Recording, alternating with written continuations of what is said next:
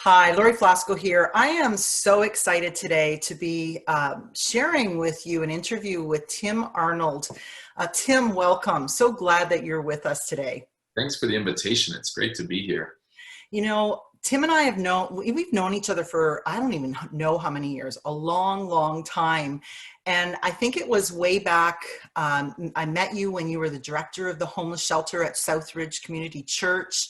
And I sat down and had conversations with Tim around how he makes this great impact in the community. You've just been like this magnet person and exude kindness in everything that you do. You're a powerful leader. So Tim, I'm so grateful that you have allowed me this time to speak with you today. A little bit more about Tim is he also is the president of, I think it's called Leaders for Leaders, Tim, is that right? Right, Leaders for Leaders. Leaders for Leaders, and has written a really amazing book around the power of healthy tension. And I think that that is so important today. And that's one of the reasons why I reached out to Tim, is really to look at the power of healthy tensions in leadership, especially when we're talking about things like kindness.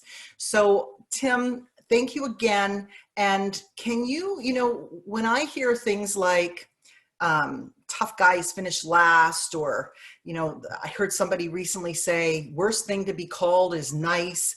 So talk a little bit about that whole tension part of leadership and kindness. That's great. Well, first of all, thanks for the opportunity. I mean, every kind word you said, I could probably say back times 10. Working with you in a lot of different ways has been an honor, and I've learned so much. So it's great to be able to have this chat.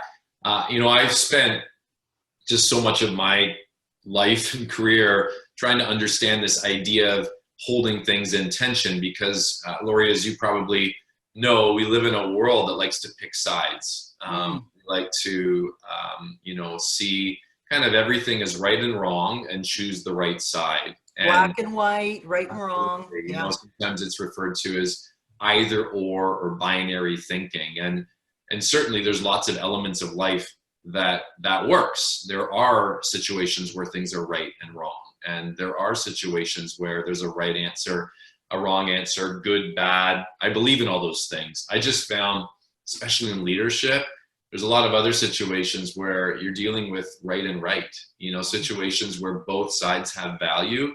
And, I think one of the true tests of effective leadership is, can leaders actually hold things in tension?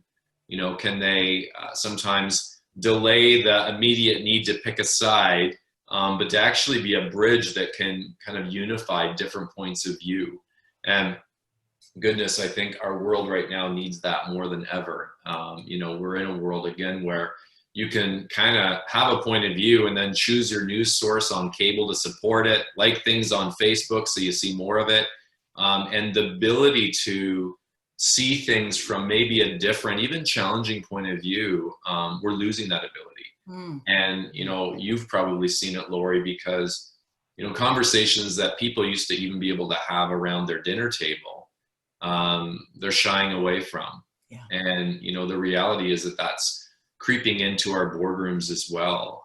We're just struggling with this idea of holding things in tension or embracing different perspectives, because we know both of us will win if we do.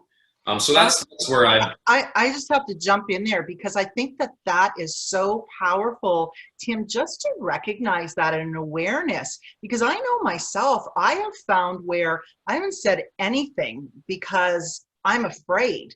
So, to be able to say, and I love what you said, we can be right and right. It doesn't have to be right and wrong. And that whole curiosity part and looking maybe at a different perspective, I think that's powerful, because conflict can be kind of yucky to some of us, right?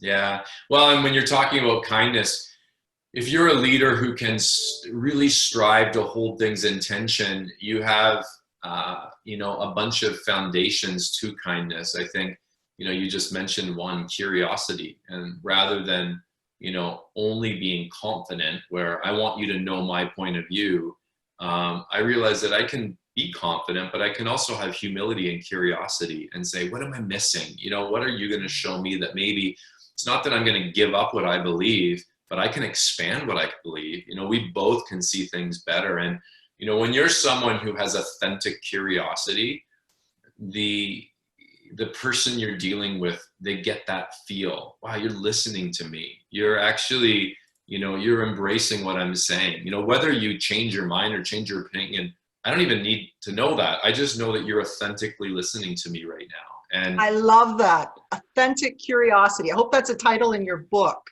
well, it can be now. I'm working on the next round, so it can be now. But the you know, that ingredient of curiosity is something that I think we're losing more and more of. And there's a, you know, it's a bit of a paradox, because the more success and confidence we have, the more we actually start to lose our curiosity as to how we could see things or look at things differently.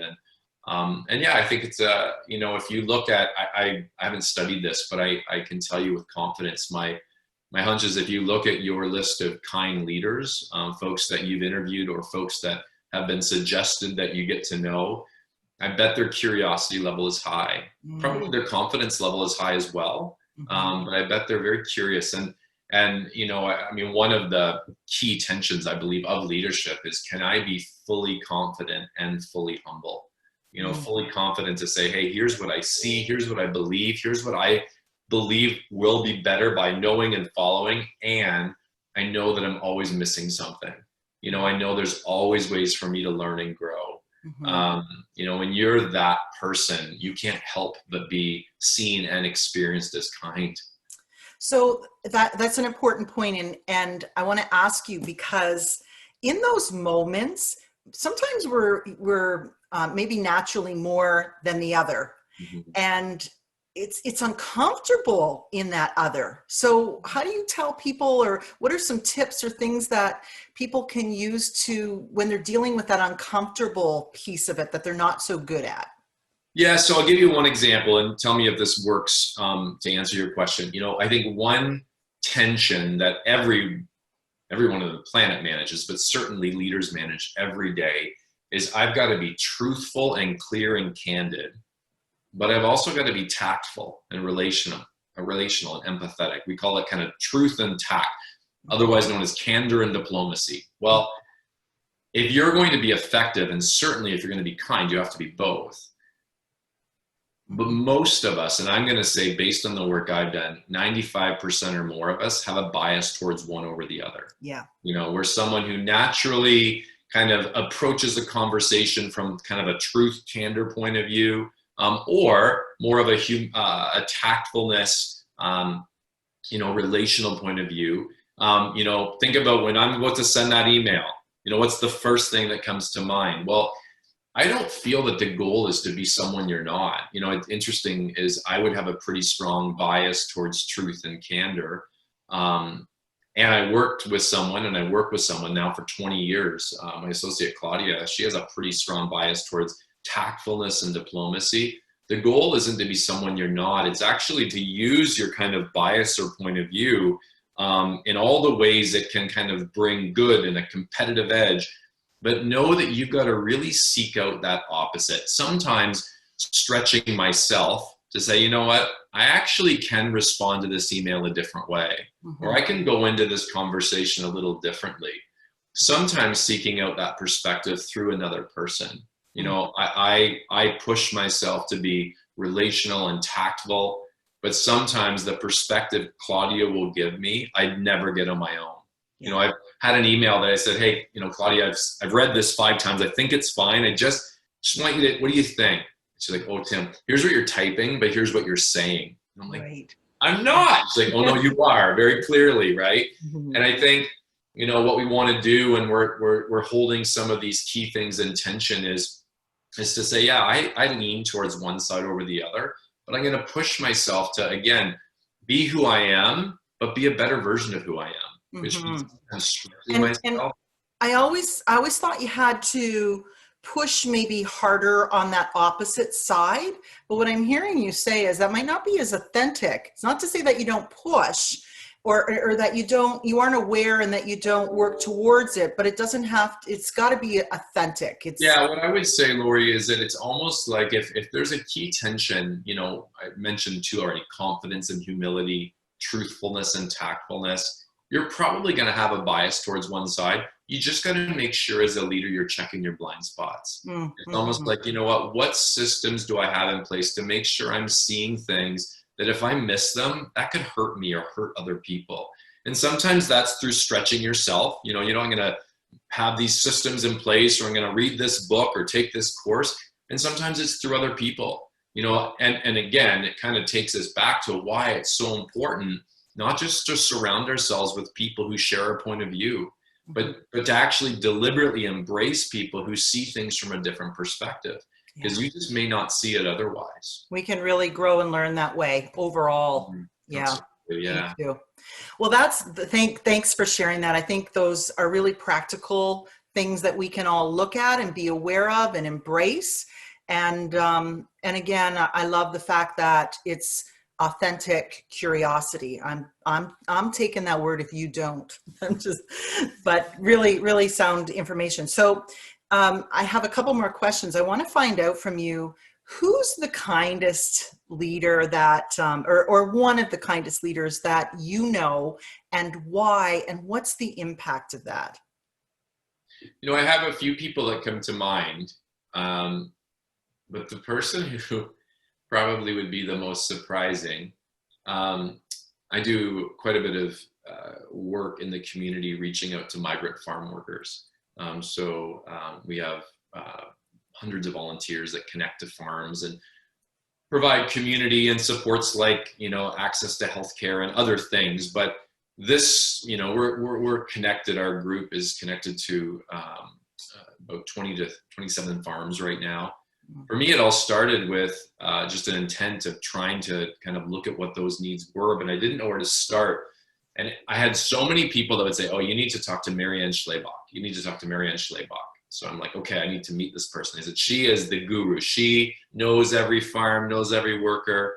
So I found a number, called her, and she lives in Vineland, and she said, oh, come over. And, you know, I knocked on the door, and this, 80-plus-year-old woman answered and invited me in to have tea with her. And we sat in her kind of homemade doily that she told me she crocheted, and so unassuming, so sweet and kind, and yet so incredibly effective. You know, that tea led to her inviting me out a couple nights later to farms, and she had this system in place where she had volunteers connected to farms, and she literally could knock on any farmhouse or any trailer door, and every single worker would, you know her as Sister Marianne. And she, in this unassuming way, mobilized hundreds of volunteers. And again, if you saw her shopping in Foodland, you'd never in a million years know that this sweet, sweet woman was probably one of the most effective leaders I've worked with. Wow. So I stayed close to her for the last 10 years. I stay as close as I can. She's, now she's in, her age is holding back her mobility a little bit, but not her spirit. And she's still at it. So you've got to, the nice thing is you can certainly, I can set up for you to go have a cup of tea with Oh, I would love that. Wow. That would be amazing. Thank you, Tim. And, you know, everything we talked about is right there in Marianne. You know, you talked about the kindness, you talked about kindness, but what a woman, a strong woman, effective systems, all of the things that you want and need in a leader to get things done, and powerful results that this woman accomplished with the kindest heart. So yeah, and what's interesting, even a lot of times it can be divisive. Are you here to support workers, or are you here to be with farmers? And she's someone through, I think, both the work she's done, so kind of the moral authority and the provenness, but also just her disposition has really bridged that gap. and has just incredible relations with farmers and workers, and I think has done so much good here. I live in Lincoln, out in the Lincoln area, to really just see relations and engagement increase on both sides. Yeah. So you got to make sure that happens. Perfect. Now, I normally end here, but Tim, years ago, you told me a powerful, powerful story that, I don't know, just it stirred something inside me, and I want you to share it with others. I know that there's been a video made about some work that was done with KIVA. I've been a KIVA fan for years and years, but this was inspiring. So I want you to share how, you already know the story. I mean, I want you to share a little bit about that and what the impact has been. Oh, it'd be my pleasure to tell this story anytime. So again, the migrant worker outreach, the homeless shelter is all part of the Southridge community. Southridge is a church in Niagara that has a lot of local outreaches. So the homeless shelter is right in the building of the church facility. So years ago, when I was directing the shelter, we were doing an all-church Saturday training program, generally on compassion and justice, and different ways to get normal, everyday people involved in making a difference in their community and beyond. And we did a workshop. There's probably 20 or 30 people involved participating on global justice, and looking at just ways that, again, normal people can make a difference without having to get on a plane and travel somewhere. So one of the things we looked at is this idea of microloans. So lending a small amount of money to someone who a bank would never give money to, but that actually could let them maybe start a business or launch something and lift those people out of poverty. And you know what, $20 for us could actually completely change an individual, even a family's life forever. Well, after the workshop, there was a few folks in the workshop that were residents of our homeless shelter. And two of them approached me after, and the one gentleman said a couple things. One is, you know, we're homeless right now, but what we just realized in the workshop is even we're still in some ways rich compared to a good percentage of the world. And even within our means, we could probably make a difference, you know, to people who could use a helping hand. They said, we'd like to do a micro loan. We'd like to do this KIVA loan. And they said, but you need a credit card, and we don't have a credit card. And I said, well, you come back to me with $20 and I'll do the loan on your behalf. And that was it until about 6 days later. And they came back and they said, here's $20. Let's do it. So I was like, okay, so we registered an account for not only them, but kind of for the shelter, because they said, we're going to get more people involved. And we helped them navigate it, and they made the first loan.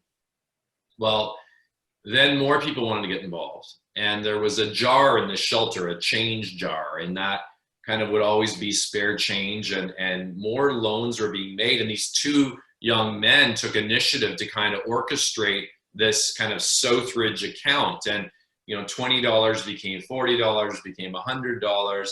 And then we had an event, and they facilitated it where, you know, every 2 or 3 weeks we'd have a kind of a meeting where people involved, whether you're in the shelter or involved in other ways, could talk about how we were going to reinvest. Because as you know, Lori, sometimes loans are completed and almost 90% plus of loans get paid back. So then you can reinvest it. Well, the cool thing was a year later, $1,500. How much? $1,500. We've got loans in countries all over the world, paid back. You know, all of a sudden these two people who didn't have a credit card and at the time didn't have $20 were, through their willingness to use what they had, not only mobilizing, you know, other people and inspiring them, but making a huge difference. You know, I would argue making a bigger difference than a lot of people with a lot more income would make. Also, as you know, there's part of all of us that will never fully come alive until we give back. And they were able to tap into that. You know, I think obviously if you're street involved, you're often just always receiving, giving, you know, handouts and hand up, hopefully. But all of a sudden their driver's seat of making a difference, and it's doing something in them. And yeah, the story goes on. It's actually bigger than that. KIVA kind of found out about this. So they actually contacted some of the recipients of the loans, and then they sent a bunch of the goods and trades. So we had this big package at the shelter from KIVA, and it was all these kind of, a lot of the loans were for like beadwork and different container making, and all these gifts from people all over the world saying thank you for getting us, kind of lifting us out of poverty. And so yeah, I mean, it's been going on for years now. Wow. But what a story, and what an example too of remembering. What an example. Can you put something in perspective for us, though? I know some people might be listening and saying, well, where did they get the money from? They're homeless. How, you know, where's this coming from? Can you just kind of lay that out for us a bit? Yeah, I mean, it's a complex question, but I mean, everyone in Canada, even if you're on some form of kind of minimal government assistance, and I don't know the numbers right now, Lori, I think it's around $700 a month. And, you know, generally in St. Catharines, where we live, the average rent for a single apartment is $750 a month, hence the homelessness piece. But generally, most folks, you know, even after maybe you split an apartment with a few other people, you put $300 or $400 in, that leaves you maybe $150 for food for the month. You know, you don't have a lot to work with, but you know, the reality is all of us have something, and it doesn't have to be money. It can be our time, it can be our influence and our voice. But they would say, even out of the, you know, give it plus or minus $700 I have to pay for rent, food, everything. Because by the time these gentlemen got really involved, they were in apartments, they stay housed, but they were still on kind of a basic income before they were employed. So yeah, they were carving it out of not a lot of money when you figure rent and food and everything else had to come out. Well, and I remember hearing that jar that you talked about could have been like quarters, whatever. People were just, oh yeah, no, it was, you know, it was in the jar of where people would come in and out of the shelter, and generally every day, folks, it was just that visual to say, you know what, I got at least a quarter, you know, I've got something left over from my coffee. It was just something where I could, you know, constantly, and again, it's my opportunity to give back, and it's going to be pooled with others, and all of a sudden it's not hard to raise $20. Yeah, I love that. Yeah. What an amazing story. Thank you for sharing that. And, you know, Tim, you are a catalyst for all of that. You are one of the kindest people that I know. I think you're a kindness ambassador. And when you walk first with your heart and share all of that, people are inspired by you. So just even that opportunity for people to learn at the convention or learn a little bit more opens our eyes to possibilities that maybe we never would have thought.